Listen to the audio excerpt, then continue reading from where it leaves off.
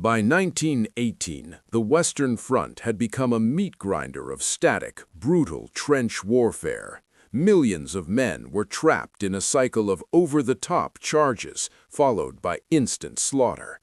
The primary weapon of the era was the bolt-action rifle, slow, precise, and designed for long distances. But when a soldier finally reached the enemy trench, that long-range precision became a death sentence. Inside the narrow, winding mud walls, a rifle was too long to turn and too slow to reload. The Germans relied on bayonets and clubs, turning the war into a primitive, bloody struggle. Then the Americans arrived, and they brought a weapon that broke the gentleman's rules of war. It was the Winchester Model 1897, a 12-gauge pump-action shotgun designed for hunting ducks. To the Germans, it looked like a crude civilian tool, but in the trenches, it was a glitch in the matrix. The Americans didn't call it a shotgun, they called it the trench sweeper. While a German soldier was frantically trying to bolt a second round into his Mauser, the American was already clearing the room. The Winchester didn't fire a single bullet, it fired a massive wall of lead buckshot. Each shell was packed with 9.33 caliber lead spheres, each one nearly the size of a 9mm bullet. One single blast from the Winchester was like firing a submachine gun burst in a fraction of a second. The spread was wide enough that aiming was barely necessary. If you pointed it down the trench, everything in front of you disappeared. But the true terror of the Model 1897 was a mechanical flaw known as slam firing. Most guns have a disconnector that prevents the hammer from falling until the trigger is released and pulled again. The Winchester Model 1897 had no such safety. If a soldier held the trigger down and pumped the forend, the gun would fire the moment the slide locked forward. An American soldier could empty all 6 high-powered shells in less than 2 seconds. It was a human-powered machine gun that never jammed in the mud. The sound of a Winchester firing in a trench was unmistakable, a rapid-fire boom, boom, boom, boom. German frontline reports began to describe a terrifying wall of lead that could shred a squad in seconds. The trench sweeper didn't just wound men, it physically dismantled them at close range. In the tunnels of the Argonne Forest, a single American sergeant reportedly cleared an entire German bunker before they could even draw their pistols. The Germans, who were already using poison gas and flamethrowers, were actually horrified by the carnage. They had never seen a weapon that could delete a defense line so efficiently. The panic was so deep that German soldiers began to refuse to enter trenches if they knew Americans with shotguns were nearby. It was the first time in history a civilian hunting gun was considered too lethal for the battlefield. The Winchester wasn't just winning fights, it was breaking the German spirit. The doughboys had brought a wood and steel nightmare that turned the Great War into a one-sided slaughter. This was the moment the trench sweeper became the most hated and feared weapon in Europe. The Winchester 1897 didn't just break the German lines, it broke the German psyche. By September 1918, the German High Command was in a state of absolute, unmitigated panic. They were losing the war on the ground, and they decided to blame it on a barbaric American invention. The German government issued an official diplomatic protest through the Swiss legation to the United States. In this formal document, the Germans claimed that the shotgun was a direct violation of the 1907 Hague Convention. They argued that the buckshot caused unnecessary suffering and was calculated to cause certain death in a way that regular bullets did not. This was the ultimate historical irony, coming from the nation that pioneered the use of lethal chlorine gas. The Germans, who used flamethrowers to burn men alive in their bunkers, were now terrified of a pump-action hunting tool. They officially labeled the Winchester as an illegal weapon of war, placing it in the same category as poison daggers and jagged glass. But the protest wasn't just a matter of words and paper. It was a direct, lethal threat to every American soldier on the front. Germany announced to the world that any American captured with a shotgun or even a single shotgun shell in his pocket would be executed on the spot. They intended to treat American doughboys as war criminals and terrorists rather than protected prisoners of war. This was a desperate psychological move to force the U.S. military to drop the trench sweeper out of fear for their own men. The news of the execution threat reached General John J. Pershing, the commander of the American Expeditionary Forces. Pershing's response was cold, calculated, and legendary in the history of military defiance.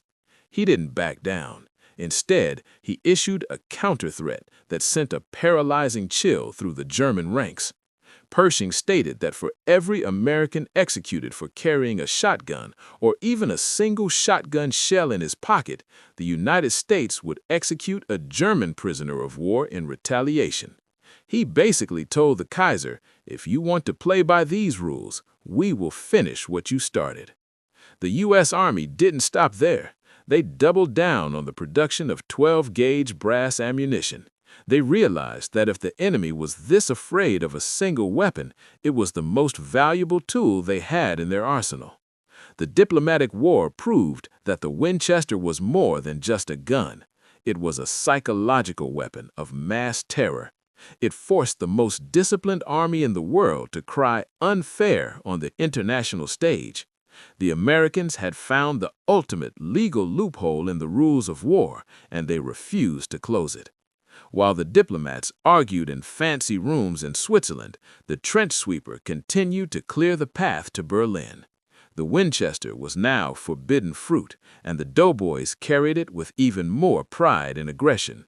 It was the gun that Germany couldn't beat on the field, and they couldn't ban it in the courts. This was the moment the shotgun became a legend of illegal lethality that still resonates in military circles today.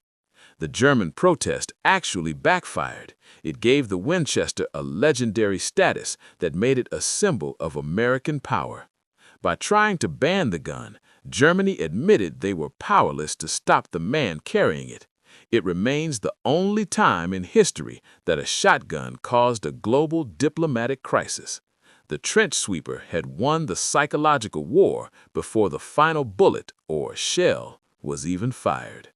While the politicians in Washington and Berlin were locked in a diplomatic stalemate over the laws of war, the American doughboys were busy perfecting a skill that seemed physically impossible to the German infantry. The U.S. Army had realized early on that the Winchester 1897 was only as deadly as the man holding it, so they didn't just hand these shotguns to random conscripts. They scoured the ranks for men who had spent their civilian lives as competitive trap and skeet shooters, men who could hit a flying clay pigeon while blindfolded. These expert marksmen were given a specific, high-stakes mission that turned them into the first point defense systems in human history: grenade interception. The Germans relied heavily on the steel Handel-Granate, the iconic long-handled stick grenade, to clear out American bunkers and trench bends. Because of the long handle, these grenades had a predictable flight path as they tumbled through the air toward the American lines.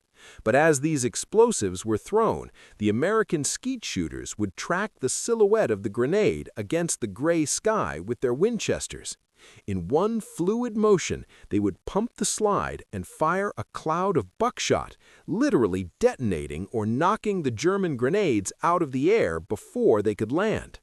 To the German soldiers watching from across no man's land, it felt like they were fighting magicians or superhumans, not just soldiers.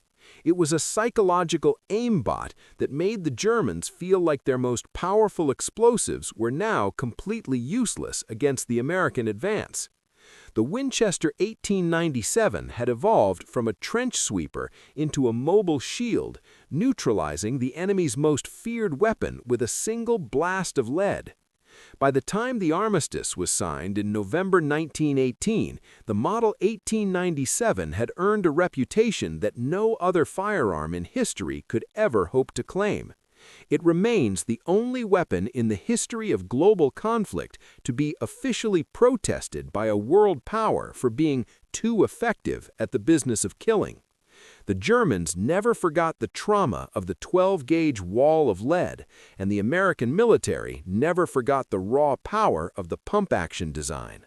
After the Great War ended, the Winchester 1897 didn't retire to a museum. It became the blueprint for the next century of law enforcement. It was the direct ancestor of the riot gun used by police departments from New York to Los Angeles to maintain order during the most violent eras of the 20th century. The Winchester 1897 is the true father of SWAT, defining the breach and clear tactics that are still used by elite tactical units around the globe today. The slam fire mechanic, the very thing that made it a glitch, proved that in close quarters combat, the speed of your follow-up shot is more important than the size of your rifle. Even in the modern era of lasers, thermal optics, and high-tech drones, the basic logic of the 1897 remains the gold standard for room clearing. When a soldier or an officer has to enter a dark, high-risk environment where every millisecond determines who lives and who dies, they still want the power of a trench sweeper in their hands. The Germans called it barbaric and illegal because they were terrified of an engineering philosophy they couldn't understand or defeat. The Winchester proved that a simple, rugged hunting tool could out-engineer the most disciplined and technologically advanced military machine on the planet. The era of gentlemanly warfare and long-range bolt-action duels died the moment the first American slammed a shell into an 1897 in a French forest. This gun didn't just win a series of battles, it fundamentally shifted the evolution of weaponry toward the concept of aggressive close-quarters dominance. History books might focus on the massive tanks and the chemical gases, but the men who lived through the mud remember the rhythmic boom, boom, boom of the Winchester. It remains the illegal legend of the 20th century, a gun that was so good the world's most powerful army tried to ban it and failed miserably.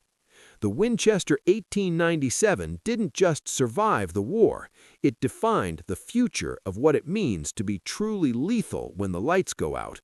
It is the ultimate forbidden machine, a masterpiece of steel and wood that rewrote the rules of survival in the darkest corners of history. Even 100 years later, the shadow of the trench sweeper still looms over every modern battlefield, a reminder that some glitches are too powerful to ever be patched.